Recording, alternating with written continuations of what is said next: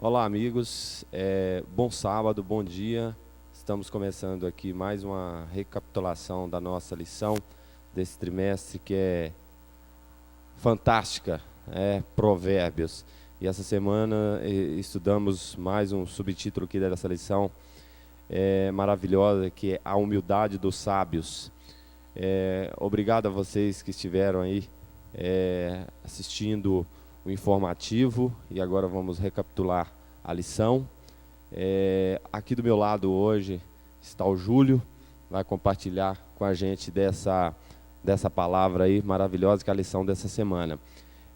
Para começarmos, como de costume, vamos fazer uma oração para pedir a orientação de Deus nessa recapitulação dessa lição. Júlio, faz a oração para nós. Pai querido, bendito seja o Teu nome e bendito seja, Deus, por tudo que o Senhor tem feito em nossas vidas.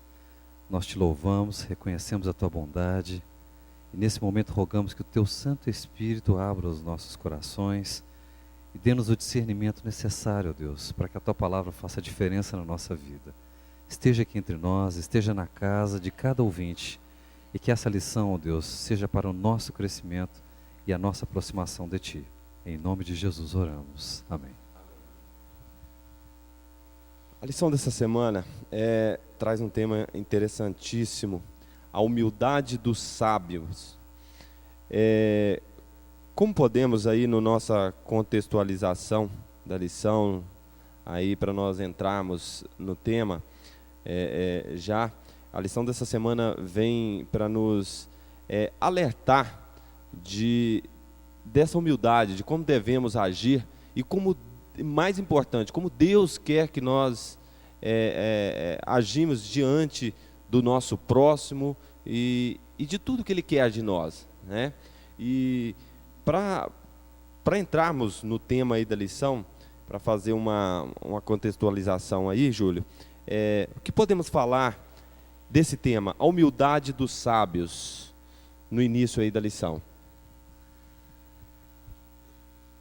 Longe de nós a pretensão de definir o que vem a ser humildade, eu poderia dizer que, como qualquer outro atributo inerente ao ser humano, a humildade não é adquirida como um produto num supermercado ou numa loja. Então, ao nos questionarmos sobre como podemos adquirir essa humildade, de que maneira podemos experimentá-la no nosso viver, eu me fiz essa pergunta durante a semana e me vi, Robson, diante de uma situação em que você só consegue desenvolver esse atributo em você se você estiver ligado àquele de quem nós temos plena convicção de que conhece todas as coisas, existe desde o início dos tempos, é aquele que nos criou. Essa conexão é que vai nos conceder os meios para reconhecermos o quantos dependemos dele e qual é realmente a nossa posição, quem nós realmente somos. Isso é que vai nos permitir entender um pouco acerca dessa humildade. Ou seja, se pudéssemos resumir, eu diria: não é possível entender a humildade e não é possível ser humilde se não reconhecemos quem somos. E para isso, precisamos olhar para aquele que nos fez. A submissão a Deus, né? Reconhecer e ter essa submissão, e essa submissão diária. Muito importante isso também. Nos dias de hoje, confundimos muito, e às vezes é muito confundido, humildade, fiz uma anotação aqui, humildade com ignorância às vezes. Com ser ignorante, né? Ser um tolo, isso é uma pessoa humilde. E não é incomum nós vermos fala, como por exemplo, você vê uma pessoa iletrada, por exemplo, ou realmente aí ignorante de alguma situação, ser chamada, a nossa pessoa é humilde, simplesmente isso, nessa classificação de humildade muito rasa, né? E não buscamos saber da onde vem essa humildade, né? Como você disse, classificar em pormenores o que é humildade é muito complicado e até muito arriscado fazermos isso, né? Exatamente, somos limitados para isso e nós devemos pedir esse discernimento de quem nos criou e quem nos concede a possibilidade dessa humildade, né? Que é Deus, o nosso Criador. Quando nós não reconhecemos da onde nós vimos e tudo que temos, né, fica muito difícil de entrar nesse tema e falarmos, nós somos humildes, né? Nós somos humildes. Então, primeiro lugar, como o Júlio disse, reconhecer da onde nós vimos, né? Porque parte daí e outra, parte daí também o ministério de Cristo. Quando nós reconhecemos isso, de olhar para a vida de Cristo e ver tudo o que Ele fez, né? Ver tudo o que Ele fez. Ali também você vê retrato de humildade, né? E não quer dizer que seja tolice, porque muitas vezes Ele repreendia. Então não tem aí esse significado de ser tolo ou de ser ignorante, não. Muitas vezes ele repreendia com muito poder, né? E ao mesmo tempo era humilde. Então também é um fator para nós analisarmos o ministério de Cristo, o exemplo de Cristo, né? Falando aí do primeiro dia, Júlio, quem você acha que é, né? Como nós falamos aqui na introdução da lição, quem você acha que é? Nós podemos fazer essa pergunta, né? Quem você acha que é? O que você tem hoje, seja na parte psicológica, materialmente, em todos os aspectos, define você como uma pessoa humilde? Será que você consegue definir pelo que você tem, sem adentrar no contexto aí de que tudo que você tem vem de Cristo? Então, será que tem como nós classificarmos isso? Quem nós somos? Olhar para nós. Quem você acha que é? Fazer uma autoavaliação, né? Será que temos essa condição aí? Robson, é interessante como nós vivemos numa sociedade, e não é diferente no nosso país, em outros lugares do mundo, como nós somos estimulados para crer excessivamente em nós mesmos, no nosso potencial, confiar nos nossos bens, confiar na nossa capacidade intelectual, na nossa capacidade produtiva, nossa capacidade econômica, confiar na nossa aparência, confiar nos nossos talentos, né? Nas nossas habilidades. Nós somos extremamente estimulados para isso. Eu estou dizendo isso porque quanto mais isso se torna uma realidade em mim, em você que nos ouve, tanto menos percepção nós temos do quão dependentes somos de Deus. Ou seja, o excesso eu não queria dizer autoconfiança, mas o excesso de oportunidades para olhar para nós mesmos nos impede de enxergar quem de fato nós somos pela nossa carência, pela nossa dependência de Deus. Então, essa humildade, eu diria que ela perpassa pela linha do você ser capaz, e nem sei se essa seria a melhor definição, né? Você conseguir olhar para si mesmo com olhos de reconhecer o quanto você depende de Deus, a sua saúde, a sua prosperidade, a sua capacidade, aquilo que você realiza, a admiração que as pessoas têm por você, todos os seus feitos, eles são possíveis, porque há um ser superior, um ser criador, que lhe dotou dos meios para chegar a esses resultados. Então, a humildade, necessariamente, ela se manifesta de foro íntimo, de dentro para fora, você reconhecendo o quão dependente você é de Deus. Exato. E quando nós olhamos para nós mesmos, tem um comentário aqui que eu achei interessantíssimo, que é: quando olho para mim, não vejo como me salvar, mas quando olho para Cristo, não vejo como me perder. Então, assim, é muito interessante essa referência, né, que nós temos aí com nós mesmos, com a nossa limitação, né, e fala também da questão que nós pensamos no mal que existe em nós, né, esse mal que existe em nós. Qual seria esse mal que existe em nós que nos afasta de Cristo? E aí, consequentemente, nós tornamos menos dependentes de Cristo. o que é um problema muito grave, né? Quando nós estamos nesse estágio de não sentirmos dependentes de Cristo, algo está errado, né? Algo está errado, porque aí você começa a pensar no eu, o egoísmo, né? A vaidade, exatamente. Nós comentando aqui fora do ar, a questão que nós aqui, quando nós pensamos em nós mesmos, nós abrimos terreno para o inimigo, né? Nós abrimos terreno para o inimigo, porque não é capaz, não é possível coexistir o nosso egoísmo, pensar em nós mesmos, com as virtudes de Cristo, né? Isso não é possível, não é verdade? Porque nós somos limitados, e quando conduzimos, sem sentir essa dependência de Cristo, a nossa autoconfiança, que às vezes eu cito, pode ser até um termo forte, que a autoconfiança é como se fosse um câncer para a vida cristã, porque aí você começa a se afastar de Cristo e começa a não sentir a dependência de Cristo, aí você começa a abrir esse terreno para o inimigo, né? De forma às vezes brusca ou de forma mais sutil, né? Mas de todas as formas você começa a abrir esse terreno para o inimigo. Então, esse pensar nesse mal que existe em nós, né? E pensar e refletir nisso e notarmos que somos limitados e que dependemos de Cristo constantemente, né? Pedíamos a orientação de Cristo para Cristo nos guiar, né? Para Cristo nos guiar. Por quê? Quando nós, sobre essa subtítulo aqui, quem você acha que é? Quando nós tentamos classificar isso, quem você acha que nós podemos pensar, quem você acha que é diferente de que você é realmente, né? Quando você olha para Cristo, às vezes você vê uma referência que está muito longe daquilo que você pensou que fosse, e é assim, é natural, né?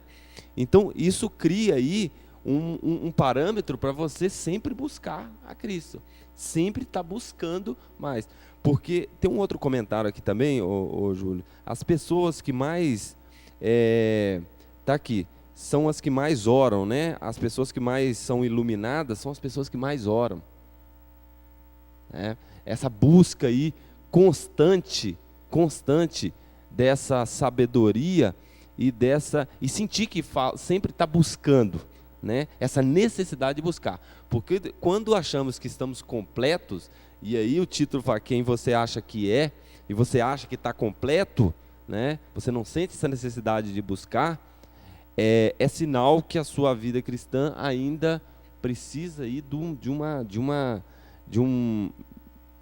up aí, né? Com Cristo, diário, é verdade? Tem mais alguma coisa para falar aí desse dia? Eu gostaria de fazer uma colocação para vocês que nos ouvem, que me fez pensar com profundidade durante a semana. A lição, logo no guia, né, logo na segunda-feira, nos diz assim: o orgulho surge naqueles que não conhecem o Senhor de maneira pessoal. Qual a conexão do orgulho com o que estamos conversando aqui? A nossa maior dificuldade de reconhecer a nossa ignorância, e ignorância, entenda, na sua acepção correta, é desconhecimento, ou um pseudo conhecimento, você achar que sabe, compreende algo que na realidade você compreende milimetricamente, um pouquinho só, com a nossa mente tão finita, tão limitada quanto é. Então, por que nós temos tanta dificuldade de reconhecer que somos dependentes de Deus? Por orgulho. E como o orgulho se manifesta em nós? É quando você não tem essa comunhão, esse relacionamento com Deus. E como eu disse agora há pouco, nós somos muito bombardeados socialmente falando, a mídia está aí com informações de todos os lados. Acredite mais em você, confie mais em você. Assim, é uma massificação do pensamento de que você é capaz, você pode. Veja bem, eu não estou fazendo aqui nenhuma alusão de que nós não tenhamos que ter um pensamento positivo sobre as nossas habilidades. Eu quero apenas chamar a atenção para que, quanto mais eu confio em mim mesmo, menos eu confio naquele que me capacita. E aí, essa eu acho que é a direção para a qual a lição talvez queira nos conduzir. O fato de que, com a humildade, eu não perco o meu potencial. Com a humildade, eu não perco as bênçãos daquele que me capacita. Pelo contrário, com a humildade, eu abro espaço para Deus me revestir de tudo aquilo que Ele quer realizar na minha vida e na sua vida. E aí, essa humildade revela alguns adjetivos, né, como a reverência, né, autodomínio, significado. E essa exortação para sermos humildes, ela revela tudo isso, né? Se resume em reverência. Não é só a questão de você ser humilde na forma de, um exemplo, na forma de se vestir. Eu vou me demonstrar humilde. Não, mas perpassa por várias coisas, vários adjetivos, né? Exatamente. Então, na sua forma de agir e no seu fazer disso um estilo de vida. É estilo de vida mesmo, é estilo de vida. Então revela muitas coisas, essa humildade que, inclusive Provérbios 30, 32, 33, exorta que nós tenhamos, né? Essa humildade que revela muitas coisas, como a reverência, autodomínio, a admiração, né? É muito interessante essa revelação dessa humildade aí, né? Só queria, um instantinho só, Robson, eu só queria fazer um desfecho para que a gente consiga fazer um arremate aqui disso que estamos discutindo. O guia nos faz a seguinte afirmação: a pessoa que vive em comunhão com Deus é humilde, pois está constantemente em contato com aquele que é infinitamente maior que qualquer um de nós. Então, não basta apenas nós reconhecermos a nossa dependência, não basta apenas reconhecermos quem Ele é, que Ele nos criou e que Ele é o conhecedor de tudo isso. É necessário que na nossa relação com Ele, na nossa comunhão com Ele, nós cresçamos nessa dependência, nós cresçamos em nos assemelharmos a Ele. É isso que Deus espera.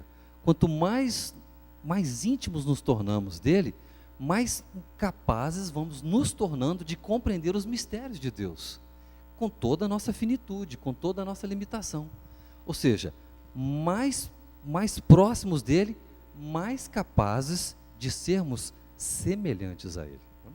Continuando aí a nossa lição, o próximo subtítulo vem como um questionamento, né? Um conhecimento de Deus. Como nós estudamos até agora, vimos que essa humildade Deus pede de nós, devemos submeter a Deus para termos essa humildade. Essa humildade vem de Deus. Essa humildade que nós estamos falando até agora, ela vem de Deus, meus queridos. E se ela vem de Deus, o contrário de humildade, nesse sentido, vem de outro lugar, de outra pessoa, né? O oposto disso vem de outra pessoa. E quando nós falamos o conhecimento de Deus, é uma pergunta, né? Um conhecimento de Deus, então, dessa humildade. Quando nós não estamos praticando, vivendo essa humildade, não existe meio termo. Quando não estamos fazendo isso, estamos abrindo terreno para o oposto. Se nós abrimos terreno para o oposto, nós abrimos terreno para o orgulho. E Deus não é pai do orgulho. Existe outra pessoa que é pai do orgulho, né? Então, esse conhecimento de sabedoria, e aí traz essa humildade, advém de Deus. Quando não praticamos isso, estamos abrindo para o oposto, né? E aí o cuidado que devemos ter. Parece ser muito sutil a nossa transformação, nosso dia a dia. Às vezes, como não começamos a sermos orgulhosos, vaidosos, descuidados, de forma gritante às vezes, né? Às vezes essa mudança é muito sutil e o inimigo sabe disso. O inimigo sabe disso, né? E quando nos deparamos, estamos no meio daquele lamaçal, e o mais interessante aí, que isso não afeta só a nós, Isso afeta as pessoas ao nosso redor, afeta o nosso âmbito familiar, o âmbito social, afeta. Quando entramos nessa situação de não sermos humildes, e aí entramos no outro lado, no lado oposto, isso afeta todas as nossas relações, não é verdade? Quando a Bíblia nos diz, cada um não considere-se superior em relação aos outros, né? É o que a Bíblia nos diz. E quando Cristo nos diz que nós devemos amar ao próximo como a nós mesmos, nós deveríamos ter isso como a nossa grande referência, o nosso balizador. Essa humildade que Deus espera que nós tenhamos não é somente no reconhecimento nosso perante Ele, mas é no nosso reconhecimento uns com os outros, é no trato uns com os outros. Então, quando nós olhamos para o outro e nos julgamos, ainda que não o manifestemos, mas nos julgamos superiores um ao outro, decididamente estamos deixando à margem o comportamento que Deus espera que nós tenhamos. Porque Deus nos criou a sua imagem e semelhança, Ele não nos criou uns melhores que outros, uns mais nobres que outros, uns mais importantes que outros. Não existe isso. Quem faz isso é a sociedade, quem faz isso é o homem. Deus não faz isso. Então, Deus espera que nós vivamos, nós experimentemos essa realidade no nosso dia a dia, como o Robson acabou de falar.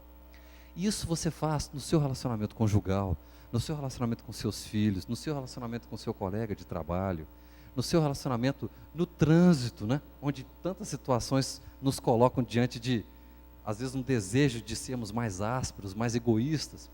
Enfim, existem uma porção de oportunidades no nosso dia a dia, no nosso cotidiano, para experimentar isso.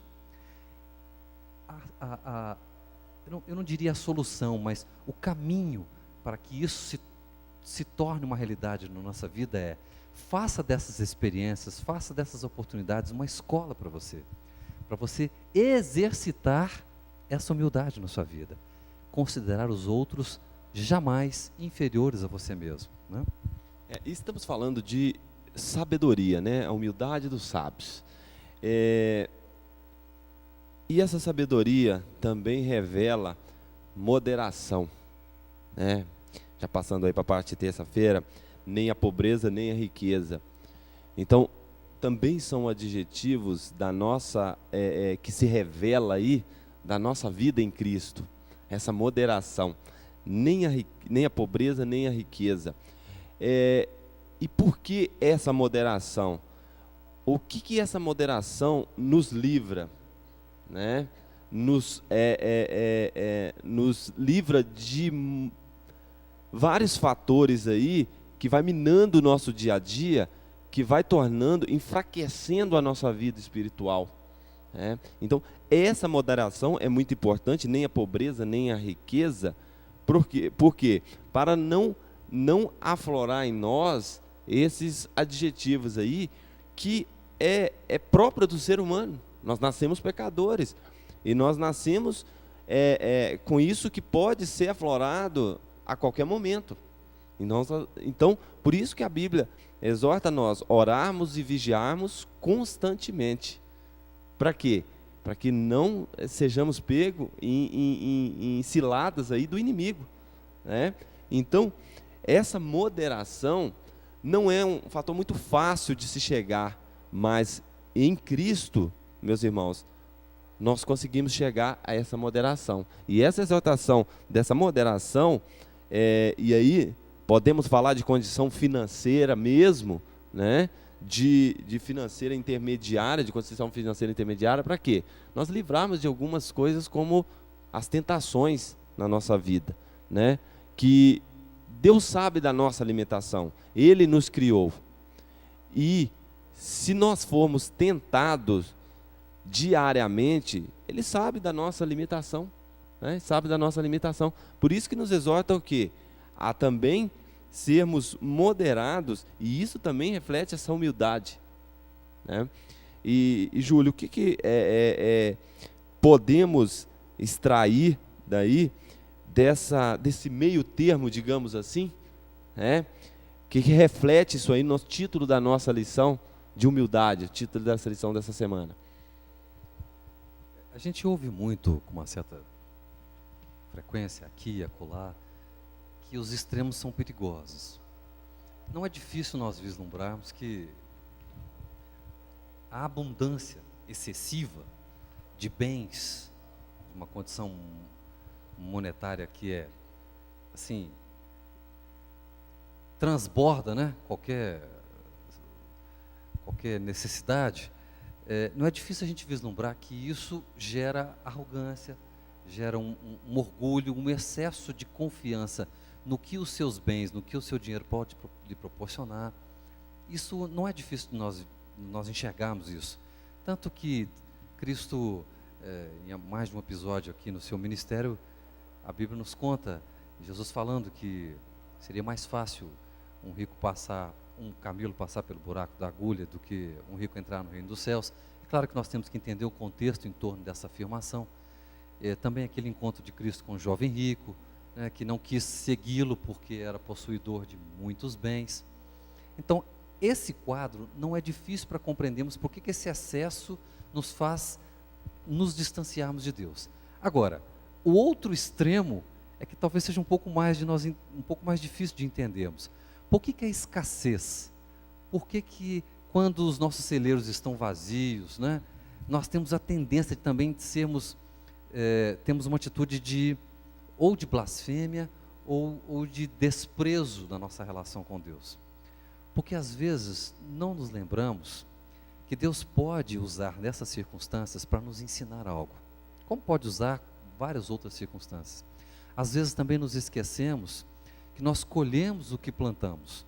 Então, muitas vezes Deus quer nos abençoar materialmente, mas Ele não o faz, porque se o fizermos sem que nós aprendamos aquilo que Ele deseja que nós aprendamos, aquilo não vai ser uma bênção para nós, ou seja, a prosperidade não vai ser uma bênção nas nossas vidas.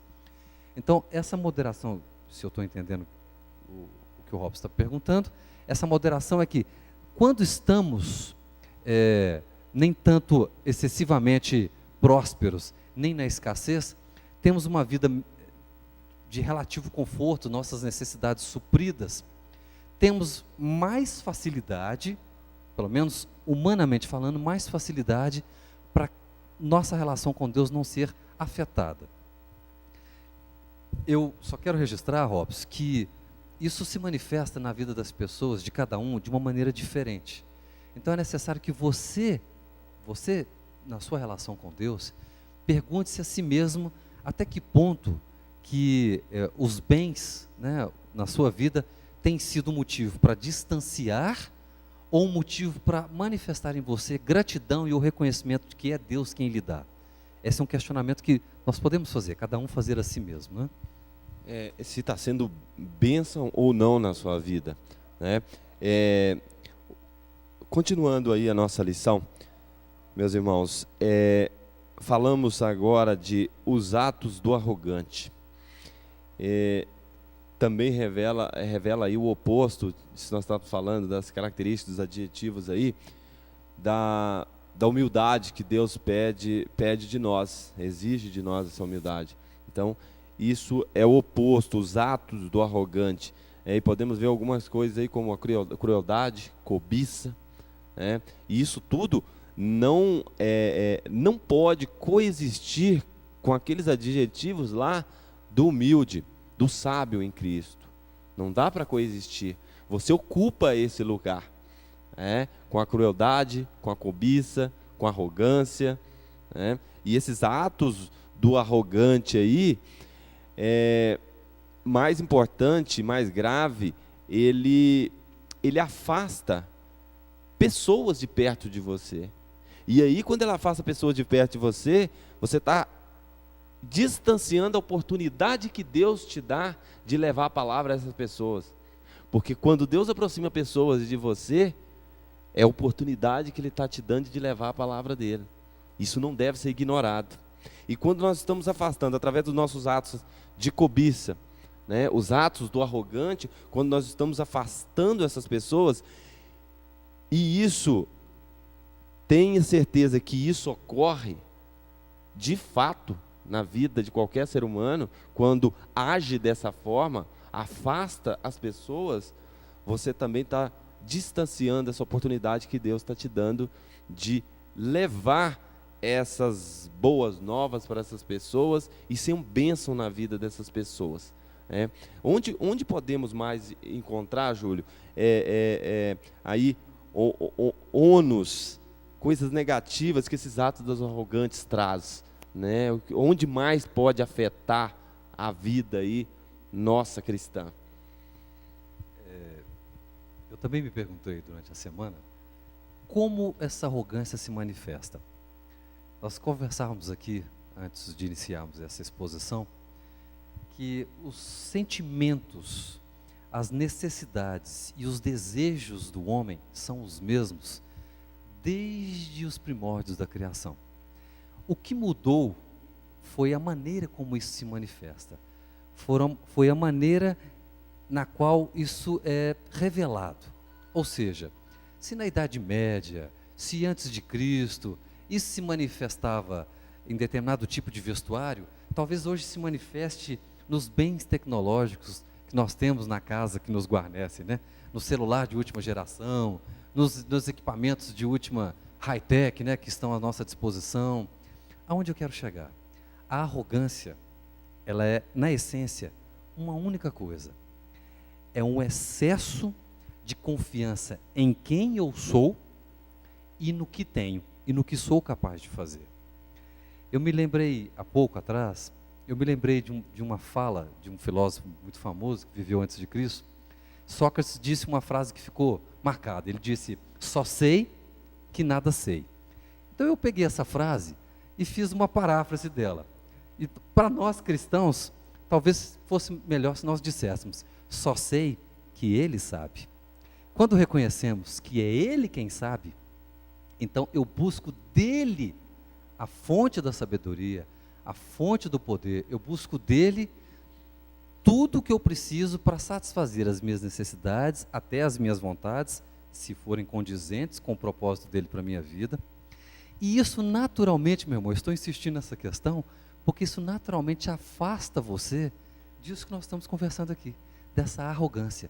E a arrogância, ela é incompatível com o seu convívio, a sua comunhão com Deus.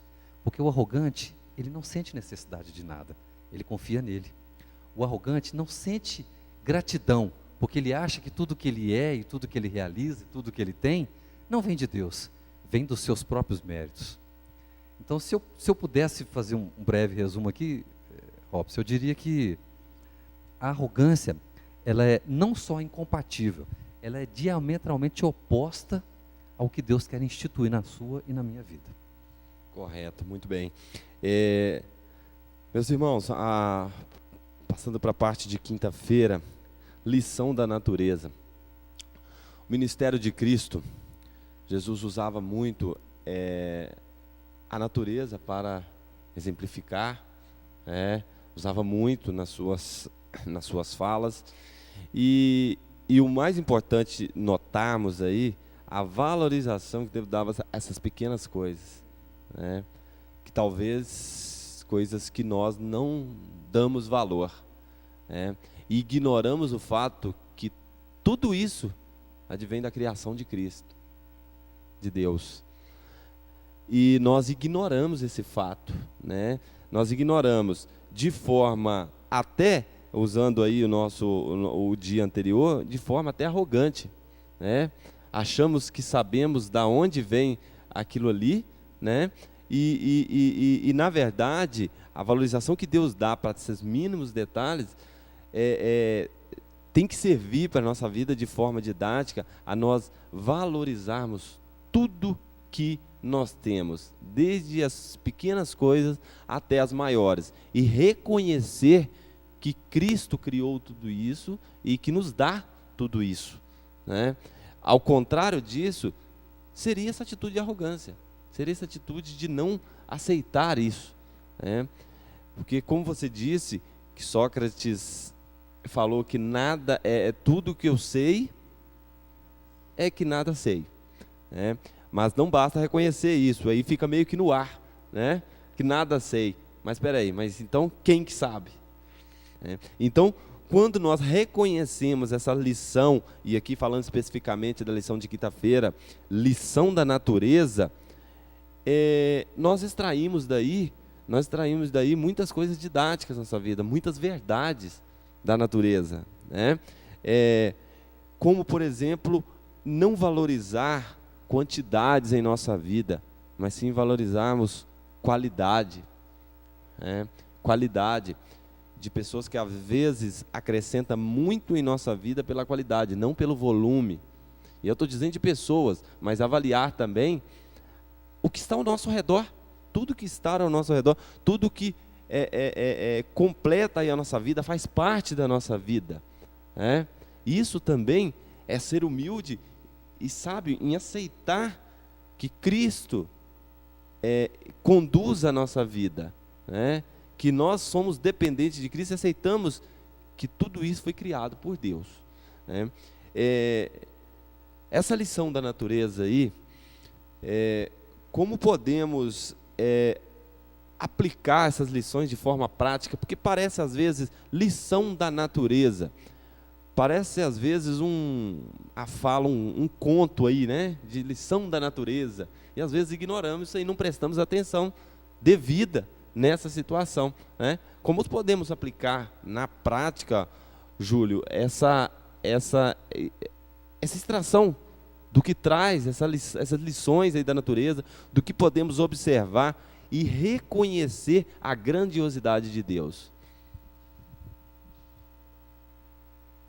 Eu fico pensando, cada vez que eu tenho a oportunidade de, calmamente, coisa que nós, no nosso dia a dia, não temos com frequência, lamentavelmente, cada vez que eu tenho a oportunidade de contemplar um fenômeno físico que acontece todos os dias, ou às vezes acontece esporadicamente, e aquilo enche os nossos olhos. Coloque-se você um dia num lugar privilegiado e contemple o nascer e o pôr do sol. O movimento das estrelas, das constelações, com o passar das horas, o movimento dos astros, né, no céu. Contemple o milagre de uma nova vida animal surgindo. O que nós podemos aprender com esses momentos, com essas oportunidades? Deus está tão além da nossa capacidade. E o que Ele faz, por mais que a ciência se debruce em explicar, as explicações que temos ainda são muito pálidas diante da quantidade de perguntas que nós temos, que o nosso guia chama de mistérios de Deus. Eu quero chamar a sua atenção, meu amigo, você que nos ouve, que ao observar esses fenômenos físicos, nós podemos aprender com eles em pequenas e em grandes proporções. As pessoas ansiosas, só para dar um exemplo, Robson, as pessoas ansiosas podem aprender que todos os dias o sol nasce, todos os dias o sol se põe.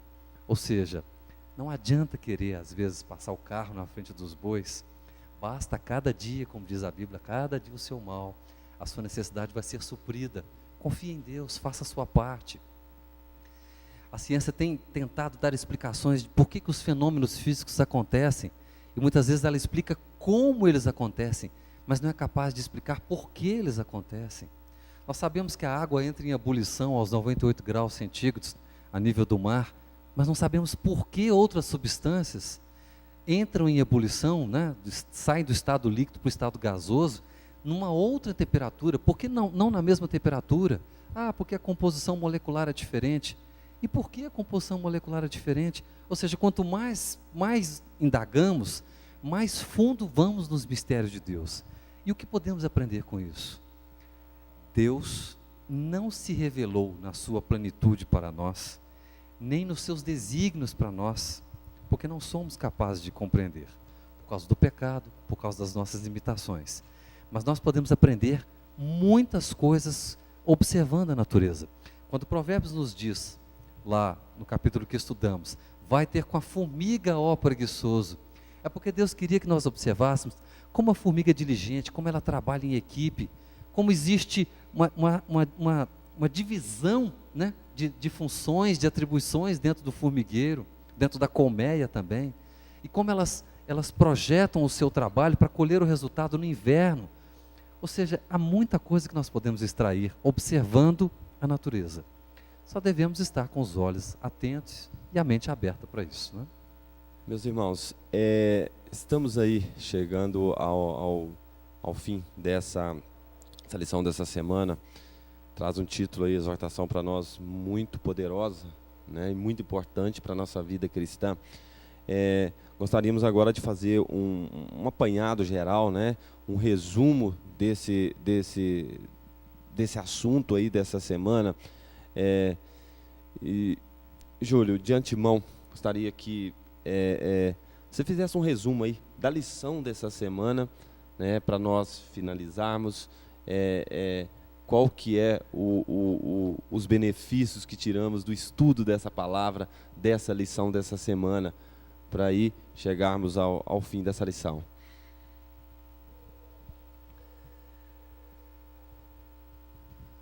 Deus está nos exortando, e Ele usa a sua palavra para fazer isso, a termos os nossos olhos voltados para a nossa necessidade de nos relacionarmos com Ele.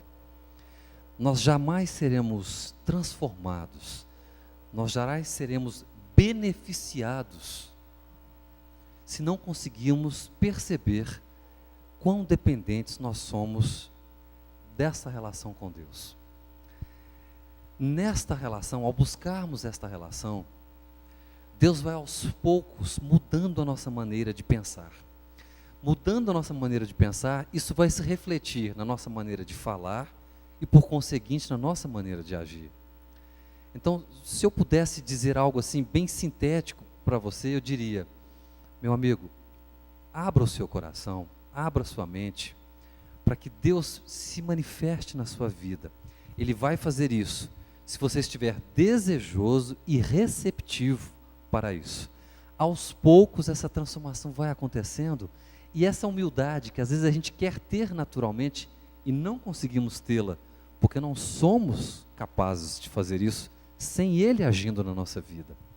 Essa humildade que vai nos propiciar a adquirir sabedoria, porque, como disse o primeiro capítulo de Provérbios, o princípio da sabedoria é o temor do Senhor. Ou seja, se fôssemos resumir tudo que temos discutido ao longo dessas 12 semanas pretéritas aí, diríamos que, meu amigo, teme a Deus, busque o Senhor, e Ele vai aos poucos transformar a sua maneira de pensar e de agir, e vai converter você, para trazer você para juntinho dele.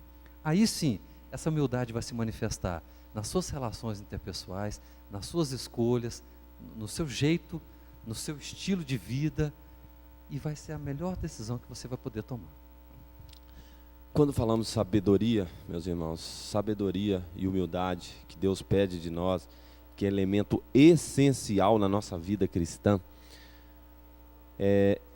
isso não passa de superficialidade se não reconhecemos Deus em primeiro lugar.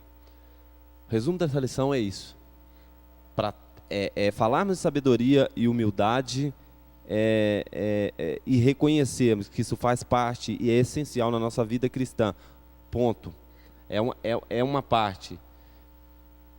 Só que para nós adquirirmos essa sabedoria e essa humildade, precisamos, mais importante do que tudo, reconhecer Deus em primeiro lugar, né? E não ocuparmos esse lugar de Cristo em nossa vida, né? Então, meus irmãos, que nós possamos colocar Cristo em primeiro lugar, Deus em primeiro lugar, reconhecer Deus como nosso Criador e como nosso mantenedor.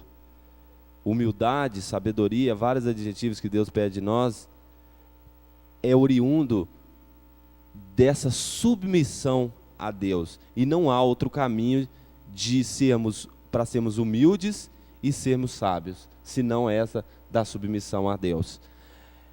Obrigado, meus irmãos, por estarem conosco aí no estudo dessa semana, mais uma vez. No próximo sábado estaremos de volta com mais um título aí da nossa lição. Agradecer o Júlio pela presença da lição dessa semana. Foi muito bom, foi muito gratificante e poderosa as palavras dessa lição.